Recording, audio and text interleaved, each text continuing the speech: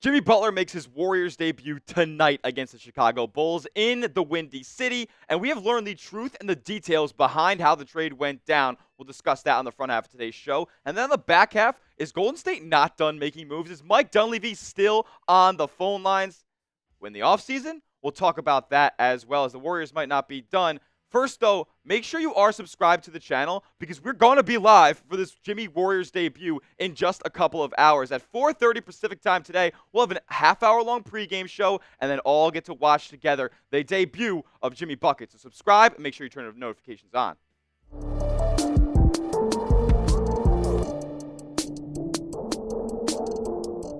What's going on, Dub Nation? You're watching Warriors Today by Chat Sports. I'm your host, Tyler Smith, and today we have learned the truth. Details of how the Jimmy Butler trade to Golden State at basically the moment's notice have finally been revealed. Who was responsible and how did it all go down and come together, and how receptive is everybody to Jimmy joining the squad? All right, let's start with this, though.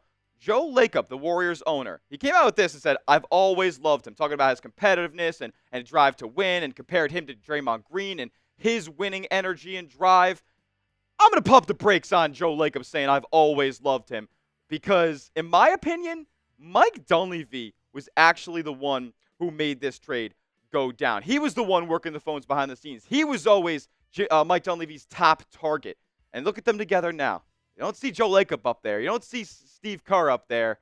You see the general manager who's finally making his presence known and leaving a footprint in the sand on his Warriors general managing career in just his second year. I'm very, very excited to see how this whole Butler thing shakes up because that's how we'll define Mike Dunleavy as a GM. And I'm very proud that he seems like the orchestrator behind all of this because when they were going after Kevin Durant the night before, that seemed like a Joe Lacob move. And we even have Bob Myers shadow GMing in the basement of the Chase Center. It was nuts. Here's Anthony Slater on how this all went down from Dunleavy's perspective. He said Dunleavy has the most established relationship with Butler in the organization and was the central figure in the Butler pursuit. Expressing confidence in the team's environment and Butler's competitive desire will allow this partnership to will work despite the recent track record. And, you know, I can't believe I didn't remember this or reference this for so long. Mike Dunleavy and Jimmy Butler were teammates for 3 years in Chicago. Like, they were dogs. And to be honest, like, how could I not see this earlier? How could this always have not been Mike Dunleavy's number one trade target? You think about what they do back in the summer when they were pursuing Paul George. Like, Dunleavy played with Paul George in Indiana as well. I mean, he played with Giannis too, so maybe a couple years down the line we talk about that. Nah, I'm just kidding. Let's focus on Jimmy right now. Butler preferred Phoenix this whole time, throughout this whole trade rumor, drama in Miami process.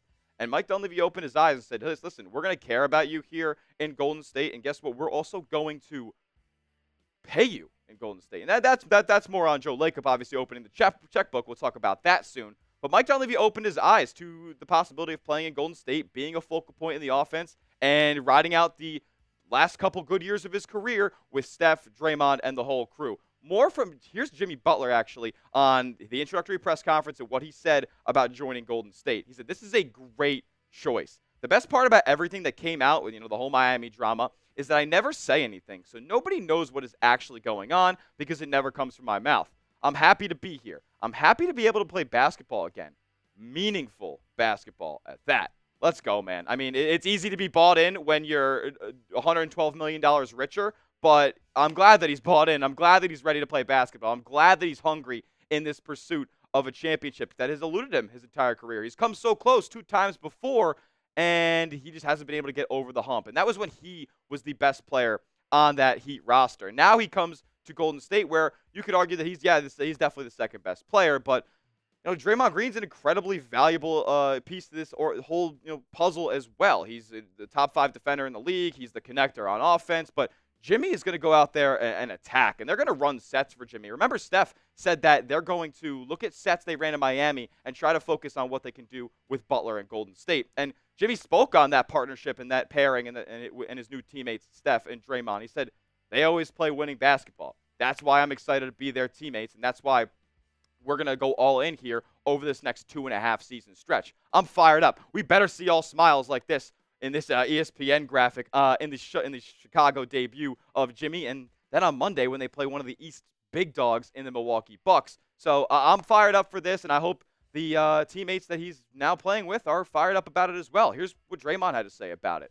He said Mike came into this situation, and he could very easily say, that ain't the right move to make, and in doing that, he could save his behind. He didn't. He was so aggressive in trying to make a move and try to give us an opportunity. I respect that because it puts him at the forefront for this thing to work. He made a move to help us. It's on us to make him right. And Draymond also talked about how Butler is a winner and we're all winners, and that's how he fits in. So I'm excited to kind of see those two personalities clash when the time comes. Dunleavy said this about the Golden State's current state of where they're going over the next couple of years. We've picked a path, and we're going into the direction.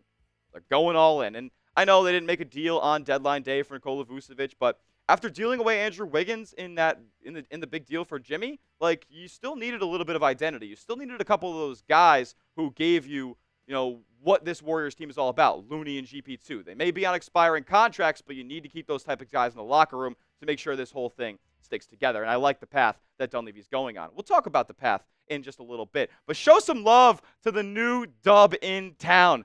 Look at that right there. His new number, 10, because of his relationship with Neymar, the big footballer over there. Show Jimmy some love. Give me some 10s down in the comments section. I'm fired up and can't wait to see him play later.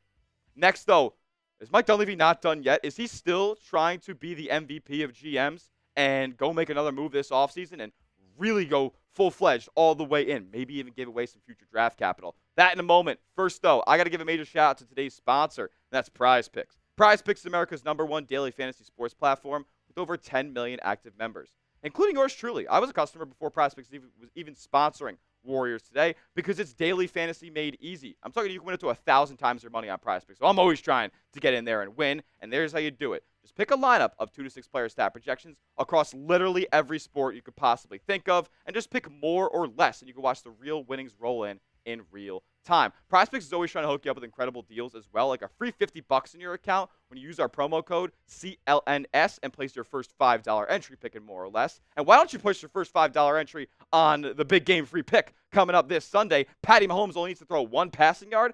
Yeah, sign me up for that, because if you pair it up with something else in the big game or a basketball pick of your choice, you're already halfway to winning 3 times your money on PrizePicks. So take advantage of that deal and take advantage of our promo code CLNS when you download the PrizePicks app today. Use that promo code CLNS and get $50 instantly when you place your first $5 entry. You don't even need to win to receive the $50. It's guaranteed. PrizePicks. Run your game. All that information is clickable down in the comments section and description of today's video. Dunleavy mentioned, and this is all part of a big Anthony Slater expose article about how this all went down. He talked to Dunleavy in the media. Dunleavy spoke and said that he didn't think that this was going to be the final move. They still had some room to improve this roster when it comes to the offseason. Obviously, we know the trade deadline is come and gone. Buyout market is ahead. Golden State still has 2 roster spots available after converting Quentin Post's 2-way contract to a standard deal. And who knows, maybe they bring up G League standout Kevin Knox, who's balling out in Santa Cruz right now, and then go out to the externals for one of the other buyout options.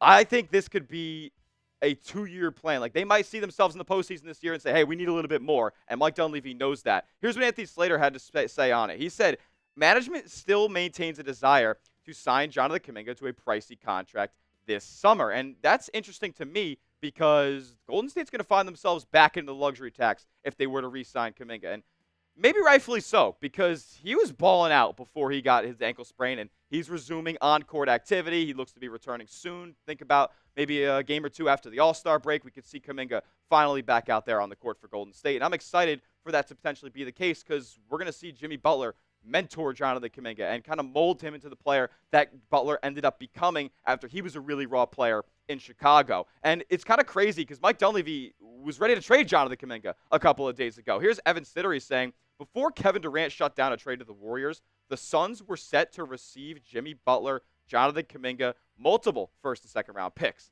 Per Shams, Phoenix was prepared to accept the deal. Durant was going to be a Warrior, but he stepped in and said, I don't want to be there anymore. You know what? Good riddance. Jimmy's happy to be here, and he's finally happy in a basketball spot again, so I'm fired up for that. Fans should love Mike Dunleavy's willingness, though, to shake things up and not be afraid to send away a player that ownership has fallen in love with and a player that fans are waiting to break out in Jonathan Kuminga. He was not scared to make that move because Durant would be coming to town. Now he gets to keep Jonathan Kuminga and keep all the young talent that Golden State fans have long wondered whether or not they're going to deal them or not, and bring in Jimmy Butler. So it's the best of both worlds and kind of fit in that two-timeline approach. Remember, Dunleavy chuckled about that in the media availability as well. And here's more from Mike. He said, come this draft, I think we will have multiple unprotected picks available, pick swaps, and anything else on the roster that people find attractive. So I think from that standpoint, we can evaluate this roster some more, and if there's other moves that need to be made, we'll be in the game for those just like we've been for everything else. And my big question here is, he says that we'll have first-round picks available unprotected because if they make the postseason this year, or as long as they're not outside the top 10, or they're not inside the top 10, that pick will go to Miami in the 2025 NBA draft, which will then open up the opportunity to exchange the 2027 first-round pick because he can't go back-to-back years. But would he be willing to send out draft capital past 2027 when Jimmy's contract is up, when Steph's contract is up, when Steve Kerr's contract is up? Like, these guys might be out of town past that year, and things could get rocky. Like, Golden State might not be in a great spot in 27, 28, and those picks could become really valuable. But, hey, teams know that, and they might be attracted to them and willing to offload a star that is disgruntled or isn't in a position to win at that current spot. And financials, yeah, they're going to be pretty tough. Like, making a deal that attaches one of those first-round picks, like, the picks are very attractive itself, but a deal's not going to be easy, especially when you consider that Golden State might have to go back into the second apron this year, and they're not going to be able to aggregate contracts. When you re-sign Jonathan Kuminga, like, that's going to be putting yourself back in luxury tax, putting yourself back into the aprons. And once you do that, you can no longer aggregate contracts in a trade, so you can only send out one guy. So financials would be very tough for Golden State to go really acquire another blue-chip player, unless it's somebody young still in the rookie deal, which not many teams like to trade those guys away. More from Slater here. He said, if Lacob is going to be credited with any aspect of this Butler deal, it is the big money extension and the willingness to keep this team in the luxury tax, perhaps heading towards the second apron territory next season as the Curry era fades. And remember what I just said about the two-timeline approach that Golden State has driven me absolutely up a wall for over these past couple of years? It's done. They're going all in. They've realized finally that Steph Curry is a top 10 player of all time, and they're going in on a championship pursuit for him in his final twilight of his career. I'm very excited that this is a win-now approach for Golden State, and they're trying to stay in the mix because the West is a competitive league, and anybody can win it right now. And you have the veteran experience and the pedigree of these three guys, plus the budding star in Jonathan Kuminga. Moves could be made and shakes could be made, and they could possibly end up winning the West. Here's more from Dunleavy one more time. He said, Joe's as competitive as they come, talking about Lacob. He's shown that from an ownership level over the years. He'll do whatever it takes. That's his involvement. He'll treat us, he trusts us as basketball decision makers to find the right player. And if we think he's worthy of a contract extension, Joe's going to pony up for it. Listen, I kind of just said this before, but I'm fired up. I'm fired up for this last little era of Stephen Curry, Draymond Green, Steve Kerr, and a little less on Kerr, to be quite honest with you. But this era of Warriors basketball, it's here. Half a season left, hopefully a playoff push, 2 more seasons after that. And that's probably it. Steph probably retires after 2027, let's be completely honest.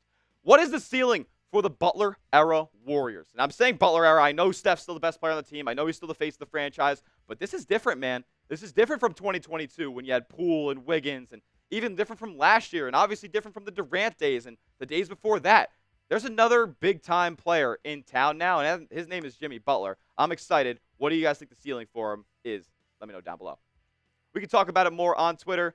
I'm going to be optimistic. I'm going to say they're going to win the Western Conference at some point over these next 3 years. I love it. Uber competitive guys in town right now. We'll talk about it more on social media. Hit me up at Smitty@CS. And make sure you are subscribed to the channel. Remember, we're going to be live later for Jimmy's debut against the Chicago Bulls. So lock us in as your #1 spot for Warriors content the rest of the season, into the offseason, and forever. Because if you love the Dubs, you love what we got going on here. Hit that sub button. We'll see you in the next one. Let's go Dubs.